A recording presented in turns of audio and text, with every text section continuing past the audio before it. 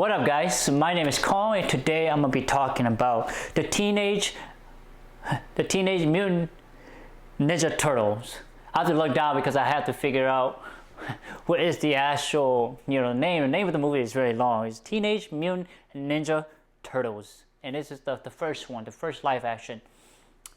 I gotta say, I actually enjoyed this movie. I thought it's a great, I just liked it. So I'm just gonna talk about the pros. Well, let me just talk about the gist. The gist is basically about these turtles and their masters and living under the sewers of New York. There it is, and the story starts. Well, let's talk about what I liked about. I love the intro. The intro is so well done. The narration by Splinter was perfect. The animation, the storytelling of how things came to being was perfect. How he became their father and son, it was great. The introduction is wonderful. This slight animation and then it turned into live action. I love that transition. It's so slick, so subtle. I shouldn't say slick, I say subtle, that you don't realize that there's a transition after you go into the live action. So that is, to me, a good director and good writer, understanding that's making that a smooth transition for us, the audiences. So kudos to the director, the writer, and the editors, especially the editors. You did a good job on this. I like the turtles. They really have their own unique character. They are their own turtles. They're not the same. They have their personality. Raph is big and strong. He's brash. He's bold. And then you have Donatello. He's the leader. And then you have Michelangelo, the youngest one. I can't remember his name. He's kind of hip hop, up to the world. He's young. And then you have the other one. He's kind of techie. So you get a character, you get a sense of who they are, and that's cool. It's due to the voice actor doing a good job of emoting, and then the visual effect making those things happen on the screen and showing that they are a live, breathing being. So great job on the CGI and the voice acting. It's superb. That's what sells the movie, what sells the stories.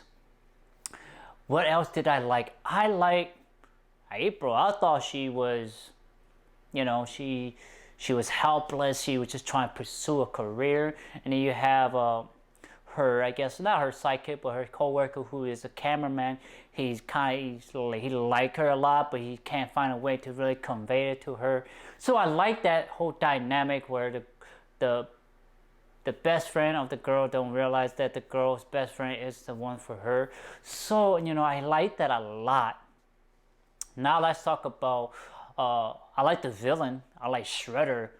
Wow, Shredder is, he's a badass in a way that he is a martial artist through and through. Even when he's, I'll talk about it. And then you have our second, I guess you can say our second lieutenant. He's actually really, really deceitful. He's a deceitful person. He can deceive people. He's all up front, but he's really doing it for his master, Shredder. So I like that you slowly get to see who is actually the master would be Shredder. And I like that reveal. And you're like, oh wow. Even April didn't realize until she come back to talk to Master Splinters about the whole thing.